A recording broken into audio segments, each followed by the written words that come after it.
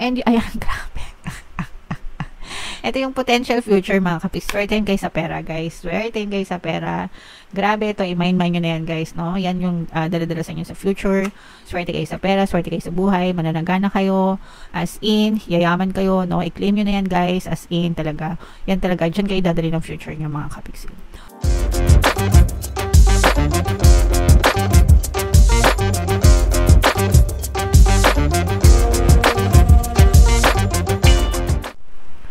Hello guys, hello Sagittarius. Welcome back to Pinoy Pixie Tarot.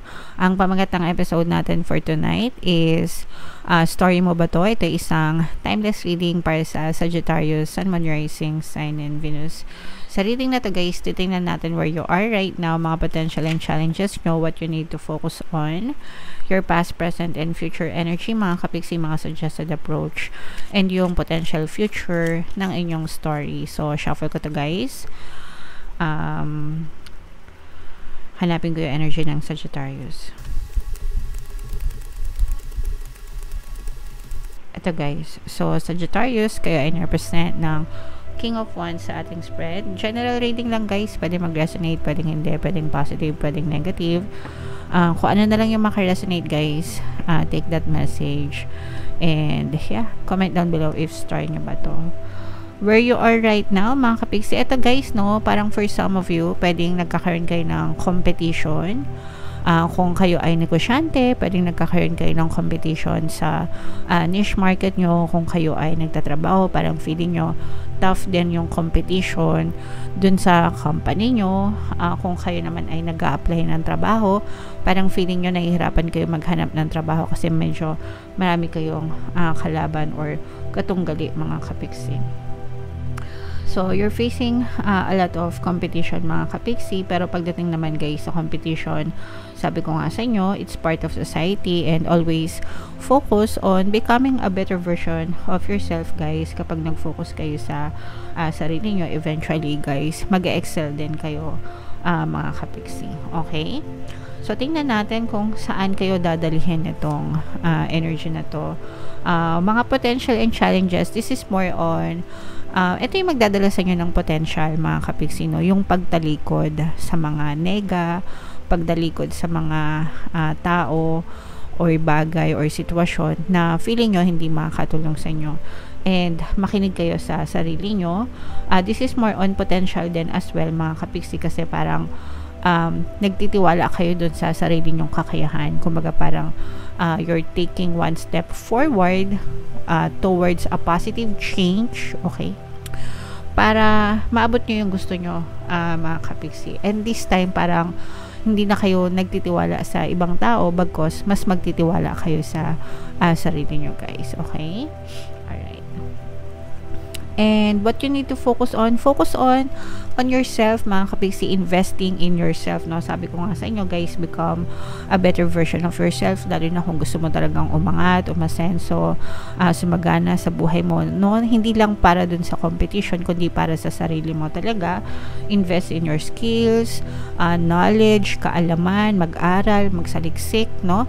Walang age limit naman yan guys, no? Anytime, kumbaga kahit anong edad kayo, kung gusto nyo matuto, talagang mag-aaral kayo, mga kapiksi, okay? And in your recent past guys, nagkaroon na rin kayo ng conflict, mga kapiksi, no, sa ibang tao. Pwedeng nagkaroon na rin kayo ng failure dahil dun sa competition, parang feeling nyo failure kayo dun sa mga katunggali nyo or kalaban nyo sa competition. Pero this time, parang nag-ano din sa inyo yun, kumbaga nagbigay din siya sa iyo ng leksyon. Pwedeng may mga natutunan ka din sa mga past na competitors mo. May mga best practices sila na pwede nyo ding i-adapt sa sarili nyo, mga kapiksi, na makakatulong siya sa inyo naman right now, okay?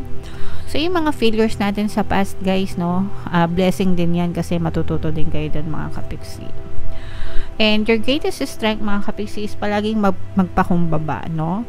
At saka yung pagiging practical nyo, yung pagkakaroon ng practical approach ba? dun sa mga scenario, sa mga sitwasyon nyo sa buhay, at saka yung pagpapakumbaba nyo, guys. Yan yung mag-aangat sa inyo. Okay? Yan yung magdadala sa inyo ng tagumpay. So, that's your greatest strength as well, mga kapiksi. So, you have to stick dun sa greatest strength na yan, mga kapiksi. In the near future, guys, makaka-experience pa rin kayo ng mga disappointments, no? Hindi naman yan basta-basta, mga kapiksi. Maka-experience pa rin kayo ng pagkadapa sa buhay. Pero always remember, guys, na sa bawat pagkakadapa natin, tayo lang palagi. Kagaya nga ng mga babies, diba, nung nag-aaral pa lang sila maglakad, tayo, no, lahat tayo dumaan dyan. Baby pa lang tayo, wala pa tayong alam, hindi pa natin kaya. Pero ilang beses tayong nadadapa tuwing sinusubukan natin maglakad ng hindi pa natin kaya. But eventually, nasanay din tayo, 'di ba? We became stronger and braver, 'di ba? Hindi na tayo takot madapa, hindi na tayo takot magkasugat, basta lakad-lakad lang. Eventually nakatulong din 'yan para malampasan natin yung stage na 'yan. So in the future, guys, ganun din. Madadapa pa rin kayo in the future, masasad pa rin kayo, malulungkot pa rin kayo. Pero ang importante is you stand up palagi tuwing nadadapa, guys. Okay? And ayan, no, yung suggested approach, mga kapiksi, no, kalimutan ang past and always look forward for a brighter future, mga kapiksi, kasi hindi kayo papabayaan na the universe is always giving you chances, mga kapiksi, every day actually, guys, no, every day na nagigising kayo, every day na may buhay pa kayo, the universe is always giving you the chance of that day, the chance of today, to think about your desire and kumilos ka nang naaayon sa pag-achieve mo ng desire mo. Because eventually, yung ginagawa mo ngayon, magdadala sa iyo yan ang resulta in the future, mga kapiksi. So, wag niyo sayangan yung araw nyo sa pagmumukmok, sa stress, sa worry, sa pag-aalala sa mga problema, sa pagtambay, di ba? Kumilos, magdasal, and sabayan ng positibong mental diet para talagang ma-achieve nyo yung mga nais nyo sa buhay, mga kapiksi. What you need to know, mga kapiksi, kailangan mo rin gamitin ang iyong isip, magplanong mabuti, no? Kumbaga, dapat natuto ka na dun sa mga lessons. Sa mga lessons ng past. And tinatandaan mo na, okay?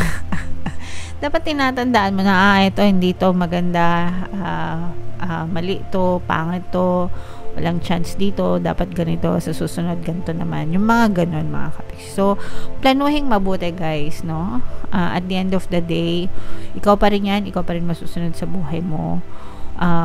Ikaw yung mag-guide sa sarili mo, kapiksi. Alright? Your hopes and fears, ayan, oh, guys, this is hopes, this is swerte, good luck, good fortune, mga kapiksi. Kapag kayo ay nagtuloy-tuloy, guys, mahanap nyo rin yung swerte na para sa inyo. Sabi ko nga sa inyo, guys, bibigyan kayo ng another chance ng universe, and etong chance na to, guys, kaakibat na to ay swerte, no, sa buhay.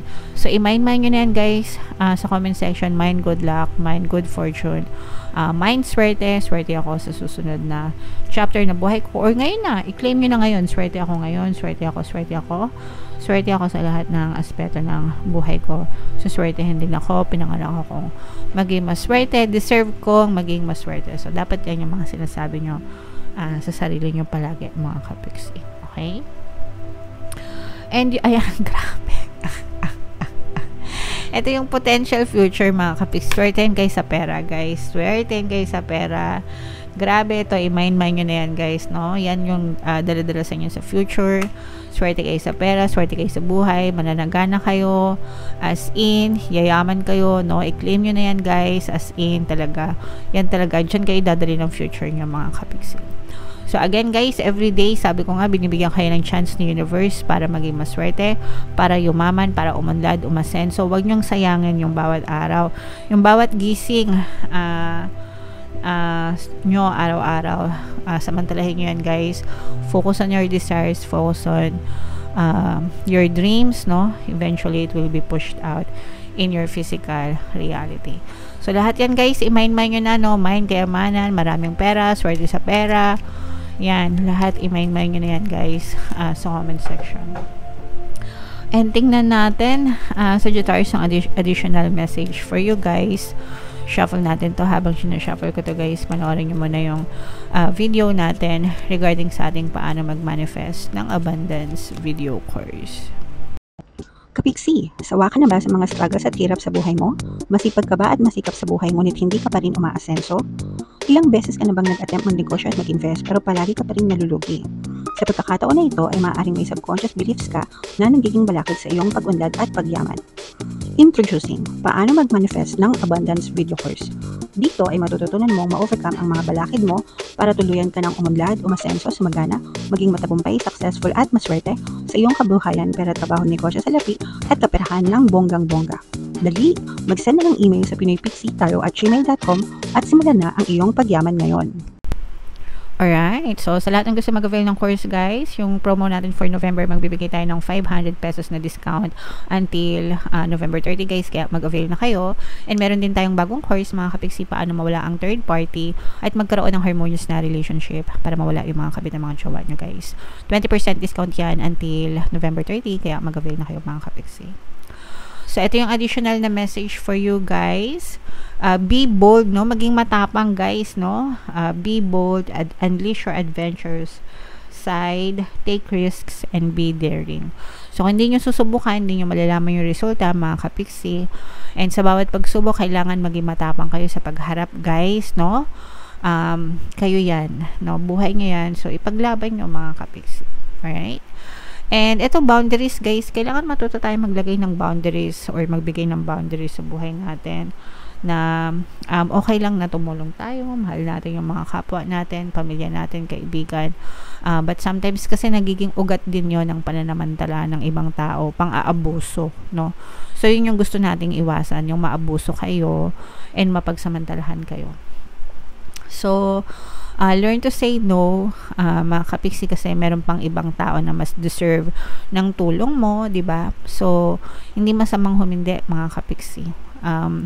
As long as alam nyo, no? Kumbaga, alam nyo dapat yung limitasyon, guys. Okay?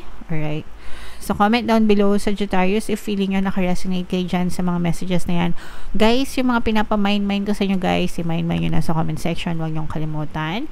And ito yung ating 2025 kapalaran. Panoorin nyo na, mga kapiksi. And ito naman yung ating success stories ng paano mag-manifest ng abundance video course. Click here to subscribe. Ito yung ating mga pampaswerte sa subliminals. Thank you for liking, sharing, and subscribing. See you again next time. I love you all, mga kapiksi. Have a nice day. Bye-bye.